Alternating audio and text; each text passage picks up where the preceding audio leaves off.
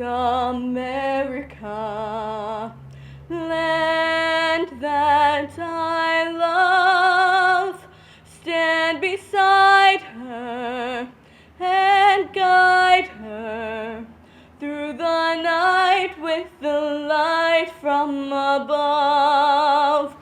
Events like this only remind me how thankful I am to live in a great community in Middle America where there is outstanding support both for the military and the veterans that are part of the fabric of our community.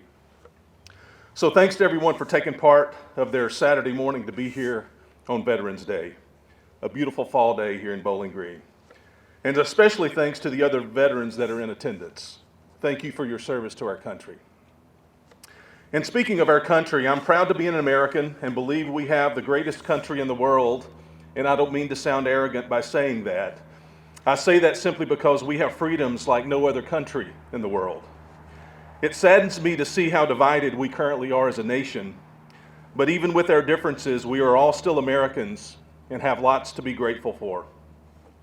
And my hope is that at events like this across the country today, we can put our political differences aside and celebrate those within our communities that have given us the freedom to even be able to openly discuss political and social issues of the day. As I shared with the Bowling Green Middle School students during their Veterans Day program yesterday, I told them you can truly achieve anything you want in our great country, but it takes discipline, hard work, a positive attitude, and a willingness to learn in order to maximize your potential and to achieve your life goals. And we have these opportunities because of the thousands of Americans who have served in our country's armed forces. Some served during peacetime, and some served during our nation's wars. Some were drafted into the military, and many have served as part of our all-volunteer force. During their service, they were all part of something bigger than themselves. Some served for 2, 20, or 30 years. During their service, they learned things about themselves they didn't know. They developed invaluable life skills. They forged lifelong friendships with their fellow service members. Some suffered life-changing wounds, and some gave all.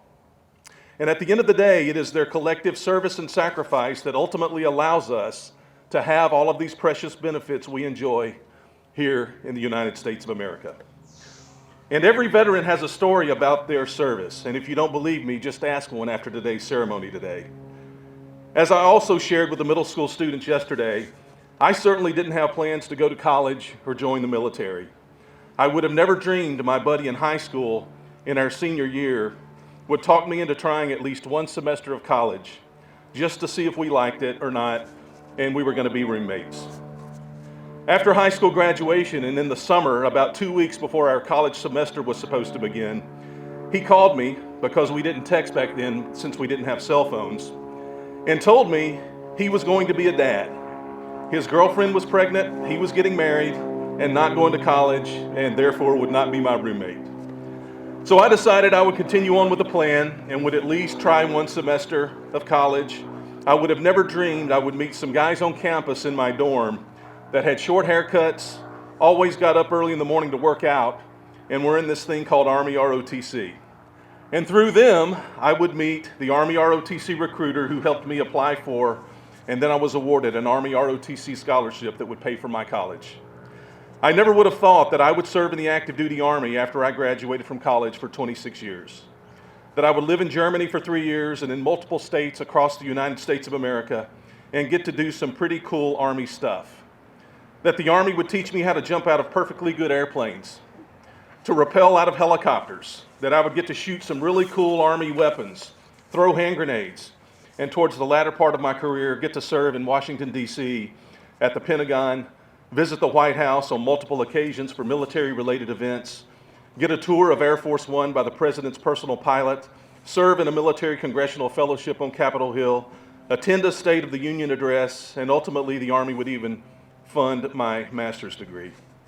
But most of all, the thing I never imagined is that I would have the opportunity to serve with thousands of great Americans from small towns, medium-sized towns, and big cities from all across the United States. Some of them looked like me and had my same Southern accent, and many had lots of other accents and skin tones. and that I would develop friendships with many of them that I will carry with me the rest of my life.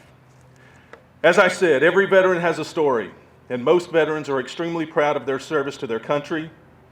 Veterans understand leadership, discipline, how to work as part of a team, and will work until the mission is complete. They value faith and family and are an asset to their local communities. They are proud to be Americans and may get a tear in their eye when they stand for the national anthem because it reminds them of their sacrifice and service, and maybe a fellow service member that never made it home because they paid the ultimate sacrifice. So if I can speak on behalf of the veterans here today, all we ask of you on this Veterans Day, before you maybe head home to fire up the grill and get ready to watch some college football, is a very simple request. Please don't take all of the benefits we enjoy as Americans for granted. Please recognize and understand that every veteran played a part in providing these benefits to our country. Thanks for allowing me to be here today, and may God bless America. God bless America, my home, sweet home.